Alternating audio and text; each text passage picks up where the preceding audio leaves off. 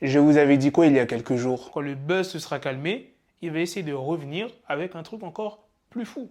Moi, je pensais qu'il allait attendre quelques mois avant de revenir avec une vidéo choc. Eh bien non, il n'a pas perdu de temps. Après s'en être pris aux catholiques et aux orthodoxes, Benjamin a décidé de s'afficher en petite tenue sur une sourate du Coran. Il y a Marc Blatta qui a réagi.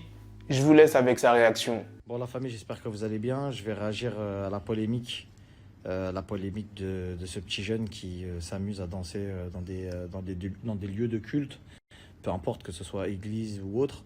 Et là, qui a sorti une vidéo, malheureusement, où il met une sourate et qui danse dessus, qui se trouve intéressant ou qui fait semblant, il a un message à passer, etc. Et qui ne s'excuse pas, on l'a entendu, hein, il ne s'est pas excusé envers les chrétiens, etc. Donc il fallait s'y attendre.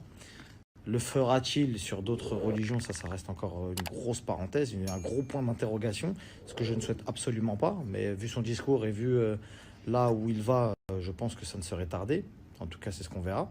Je vais vous dire clairement, la famille, j'appelle, je suis personne pour faire appel à ça, mais j'appelle à toute la communauté musulmane qui regarde mon snap à ne pas essayer de faire quoi que ce soit pour ce jeune égaré, puisque c'est un mec égaré, on est d'accord.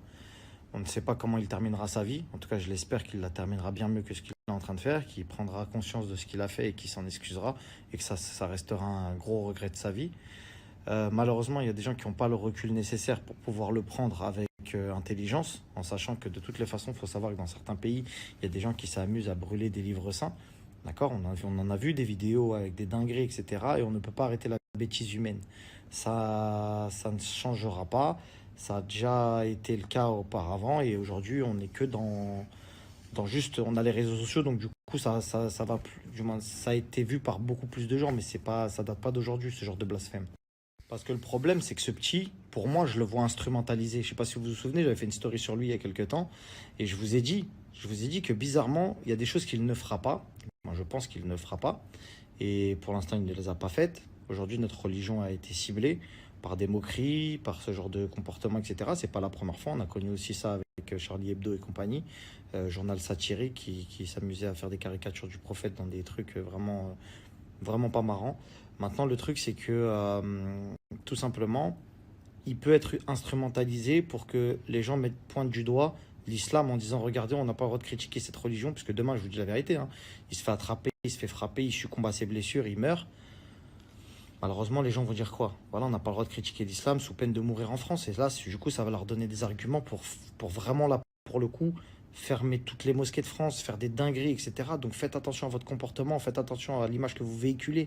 Il faut toujours se poser la question, qu'est-ce que le prophète sallam aurait fait dans cette situation? Donc du coup, je me force à dire en tout cas que la meilleure des choses, c'est de se dire que cette personne-là se fait du mal qu'à lui-même. Parce qu'aujourd'hui... je pense que c'est pas resté inaperçu aux yeux de Dieu, puisque rien ne reste inaperçu à ses yeux. Et du coup, il en paiera les conséquences dans l'au-delà. Si c'est pas ici-bas, ce sera dans l'au-delà, quoi qu'il arrive.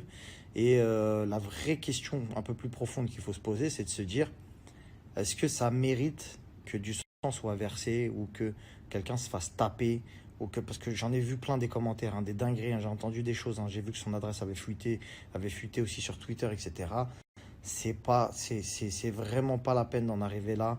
C'est un mec égaré. Il devrait terminer en HP. C'est le genre de mec qui doit terminer normalement en hôpital psychiatrique parce que réellement, il a un profond mal-être qui se ressent. D'accord. Tout ce qu'il veut, c'est du buzz. Quand on lui demande pourquoi, il dit je veux véhiculer un message. On comprend pas trop son message. On a Mathieu Delormeau qui a essayé de le défendre à demi-mot parce que soi-disant, il est gay. Voilà. Alors, est-ce que parce que tu es gay, tu dois faire ce genre de choses? Non, je pense pas. Je pense pas du tout même. Donc voilà, il est indéfendable en tout point. Il ne représente pour moi absolument pas la communauté gay, je vous le dis tout de suite, comme ça vous le savez. Voilà, c'est rien de tout mélanger parce que j'ai l'impression que les gens se cachent un petit peu derrière ça. Ouais, il est gay, faut pas le toucher. En fait, gay, hétéro, non-binaire, trans, ce que tu veux, il y a des trucs que tu peux pas toucher. Voilà, donc au bout d'un moment, il va falloir juste se réveiller et et tirer la sonnette d'alarme. Le problème, la famille, c'est que je vais dire tout ce que tout le monde pense tout bas, c'est qu'aujourd'hui, il s'est attaqué aux chrétiens, à l'islam, et qu'en France, entre guillemets, c'est des religions qui ne sont pas défendues, corps et âme. si vous voyez ce que je veux dire. D'ailleurs, c'est des religions qui sont pointées du doigt, du moins surtout l'islam, qui sont pointées du doigt par des prochains candidats à la présidence, etc. Et ça fait pas l'ombre d'un doute, puisqu'ils sont super hauts dans les sondages et ils arriveraient, selon mes statistiques, presque au second tour. Donc c'est quand même une dinguerie. Sauf qu'aujourd'hui, je pense pas me tromper de dire que le judaïsme, donc les juifs en France, ont une très très grosse place et un très gros lobby qui permet de faire bouger les choses un peu plus vite. J'ai vu que Magali Berda a pris la parole sur les musulmans et voilà, alors qu'elle n'était pas obligée en étant juive. Et ça m'a énormément touché, ça m'a fait vraiment plaisir.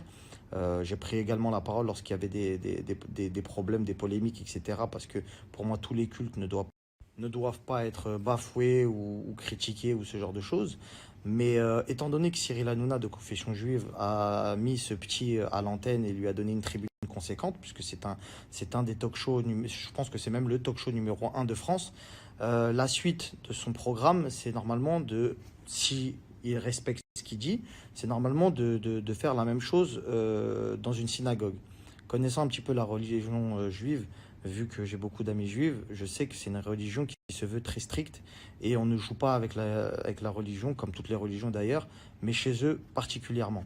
Donc le problème qui va se poser, c'est que s'il le fait, je l'espère pas, mais j'espère que s'il le fait, encore une fois, ce que je n'espère pas, que là, cette fois-ci, les choses vont bouger et qu'il va se faire arrêter par la loi ou qu'il va aller en hôpital psychiatrique ou qu'il va se faire enfermer, il va se passer quelque chose. Parce que je pense que le lobby juif est aujourd'hui en France beaucoup plus puissant que le lobby musulman. Ça, c'est ce que les gens n'osent pas dire, mais je le dis, c'est une vérité. Et étant donné qu'aujourd'hui, il y a eu une lumière qui a été posée sur ce petit garçon qui est ni plus ni moins qu'un mec... pour moi, quand je le vois, je me dis, j'ai peur qu'il se suicide carrément. T'as vu, tellement il est dans un délire, voilà. C'est de le suivre, puisque maintenant vous avez décidé de tous mettre la lumière sur lui, c'est de le suivre, de lui poser des questions et de voir jusqu'à où ça va aller. Parce que vous avez créé un monstre. En lui donnant de la lumière, en le partageant, en le mettant sur des chaînes de télé, en faisant de lui un mec... alors je peux comprendre, on couvre des événements, on couvre également des buzz internet, on couvre des choses qui font le sujet d'actualité, des top tweets et compagnie. Je n'incrimine absolument pas Cyril Hanouna, bien évidemment, parce qu'il gère les médias et ça fait partie des médias. Sauf qu'aujourd'hui, il a également une grosse place pour faire intervenir des autorités, puisqu'il reçoit chez lui des ministres, etc. Et là, je pense qu'il est temps de faire quelque chose. Donc voilà, après, ça c'est mon ressenti. Attendons de voir si ce petit ira jusqu'au bout de ce qu'il a dit. En tout cas, pour ma part, je ne fais absolument pas d'appel à la violence, bien loin de là. Ignorez-le. Et voilà, je pense que pour moi, il est simplement instrumentalisé. Je dis pas qu'il y a un groupuscule derrière lui, je dis pas ça. Mais je dis que c'est bizarre. C'est bizarre, je trouve ces agissements assez bizarres. Je trouve que voilà, je trouve qu'il fait plus l'idiot que ce qu'il pourrait être. Il est peut-être perdu, mais je pense qu'il y a des gens qui lui murmurent à l'oreille et qu'aujourd'hui, ça peut être l'élément déclencheur de la tentative, je dis bien, d'anéantissement de l'islam en France. Donc il faut faire très attention à ce petit, de ne vraiment rien lui faire, parce que ça peut être le prétexte qui va déclencher des ministres, des futurs présidents, pour dire regardez ce que les musulmans ont fait. Voilà. Maintenant qu'il s'est attaqué aux musulmans, après, que va-t-il faire de pire? Peut-être qu'il va continuer ses provocations avec les musulmans ou bien les chrétiens, les orthodoxes. Il y a des gens, ils se sont fait botter pour moins que ça. Benjamin, j'espère qu'il fait attention à lui. J'espère qu'il sort pas solo dehors. Maintenant, parlons artistes. Restez bien jusqu'à la fin parce qu'il y aura un petit débat en fin de vidéo. En ce moment, Lil Baby et sa petite amie sont à Paris. Ils sont partis au défilé Balenciaga de la Fashion Week. Il y a une personne qui a tweeté « J'ai simulé tant d'orgasmes, ce n'est même pas drôle ». Et il y a Nicki Minaj qui n'a pas hésité à répondre « Je n'ai jamais compris et ne comprendrai jamais pourquoi les femmes font ça. Comment votre partenaire apprendra-t-il?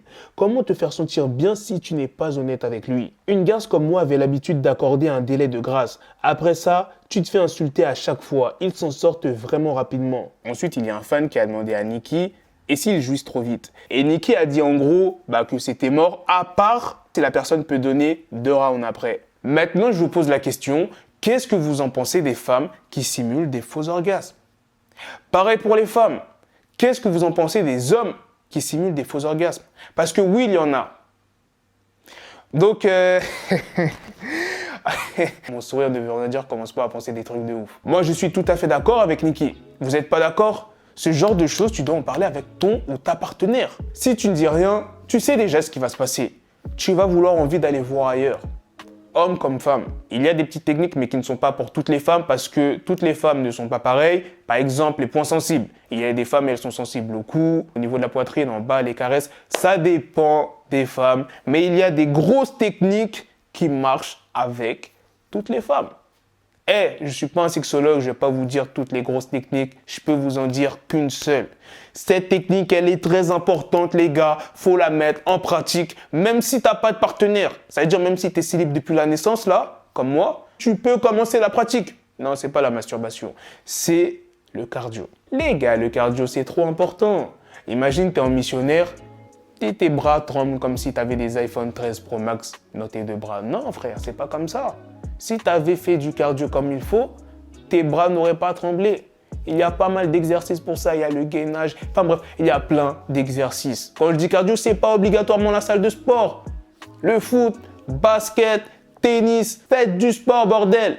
Améliore ton cardio. Et là, vous allez me dire dans les commentaires, il est marrant, lui, il donne des conseils alors qu'il a rien fait. Comment on peut savoir si sa technique, elle est sûre? T'inquiète pas, elle est sûre. Après, c'est vrai, il y a des hommes, quand ils rentrent à l'intérieur, c'est déjà cuit.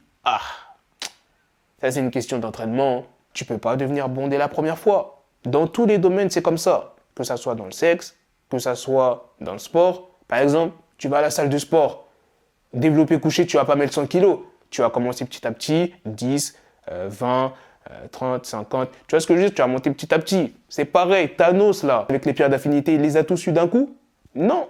Il s'est battu pour les avoir. Bon, après, là, mon exemple, je suis parti loin, Thanos et tout. Enfin bref, t'as capté ce que je voulais dire. C'est la fin de cette vidéo, les gars, sur Nicki Minaj. N'oubliez pas de réagir à ce débat. Qu'est-ce que vous en pensez des femmes et des hommes qui simulent des orgasmes? Qu'est-ce qu'il faut faire? Est-ce qu'il faut quitter la personne? Est-ce qu'il faut en parler? Vous me dites tout ça en commentaire. Et n'oubliez pas de réagir à la nouvelle vidéo polémique de Benjamin. Je ne me suis pas trop attardé sur le sujet parce que vous savez déjà ce que j'en pense. Voilà. Bref, sur ce, on se donne rendez-vous très prochainement pour d'autres vidéos news. Prenez soin de vous, la famille. Peace.